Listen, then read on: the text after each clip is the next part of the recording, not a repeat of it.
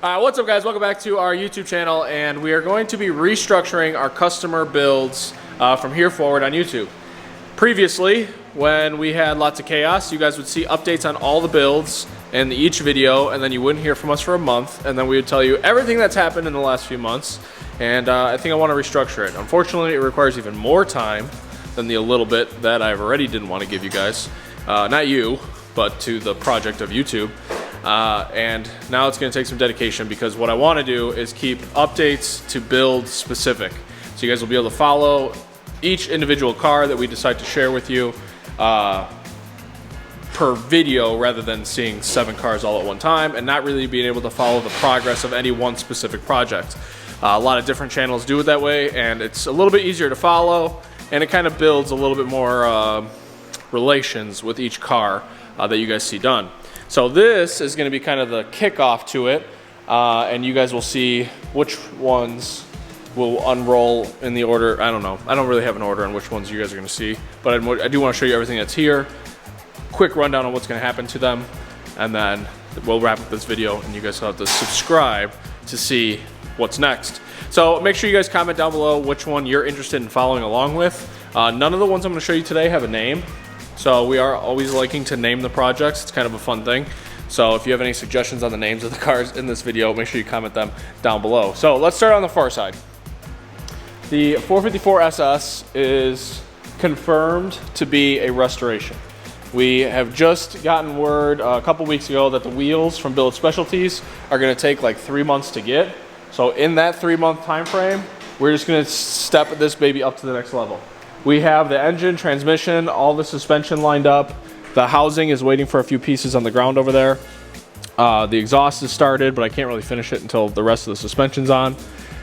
And it's going to be sweet, but now that we have a long wait time and we missed the summer opportunity with it, it's just going to carry into a springtime finish deadline, including paint and body.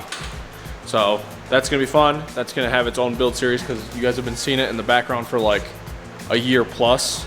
And now it's going to get some time dedicated to it. Hey, Steve. Hi. Steve's sick, doesn't have COVID, we've confirmed. This is a little project. You guys will not see much on this, but since it's in the background of the video, I might as well address it. It has a bad rod bearing.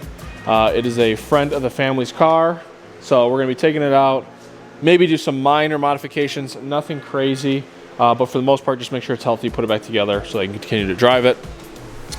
Now this one, this... Transmount, that thing blew out.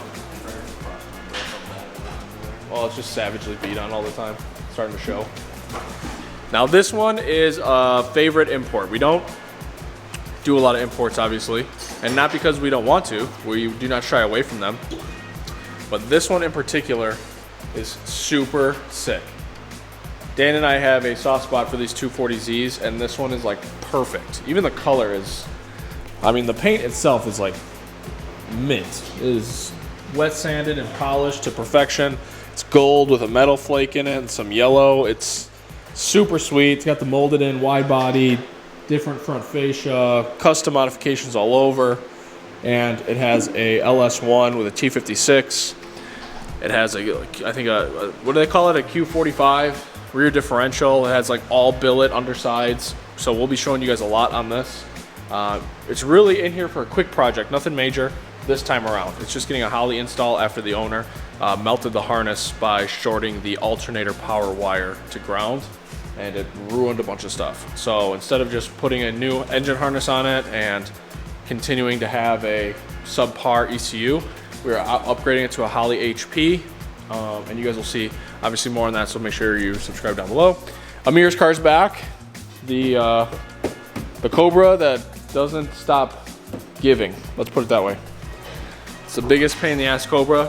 Right now we have the drive shaft out of it, getting it balanced. We're gonna switch the Eaton True Track to a different posi, and then hopefully figure out why it's still pushing coolant, which is likely gonna lead to an engine teardown and reassess our life choices on it. So you guys will see that.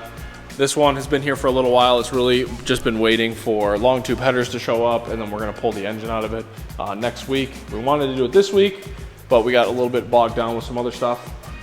So this is a not factory, but it was bought from the dealership in Lebanon, Illinois. You guys might have seen those advertisements when they were selling the like Stage 2 Mustang GT. This one is a premium. It has a Whipple supercharger on it, 3-liter, intercooled. It's on like 6 pounds of boost, but it's already destroyed one engine. This is the second one it hurt, so we're gonna be rebuilding that one. Yeah, I think that covers what's in the shop, except for this one. We'll talk about that in a minute. We have Mark's car. This is a built 4-valve with a VMP Gen 3R, and we've done a ton of work to it. And on the test drive, when we were tuning it, it locked up a camshaft. So the motor was not built by us, the heads were not done by us. We did everything kind of around it. And unfortunately, we took it all back apart to get the head situation fixed. And that led to sending the blower to be ported by Jokers and a handful of other things too. So he asked us to store it, so we have it just crammed in the corner. That leads to the last one. This is Zach's 3-valve. So this car is kind of, you guys remember seeing it on the channel, we raced it earlier in the year. We did hurt it at one of the MKE events.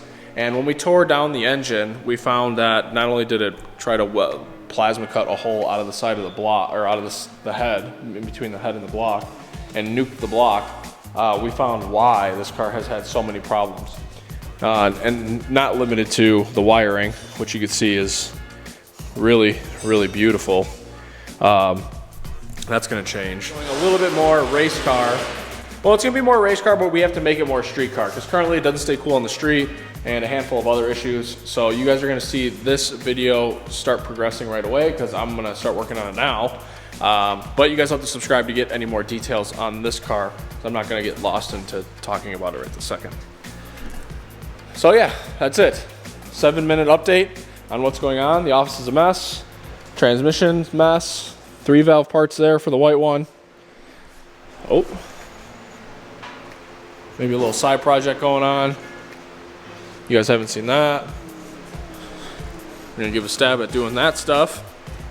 We got a lot of cool stuff going on. Dan's Silver Cobra got all of his parts in it. Built IRS, T56 Magnum. I don't know if you guys know the story on what happened there. We'll touch on that later. We got Vincenzo's cylinder, or I should say the block. Finally, 1 year later.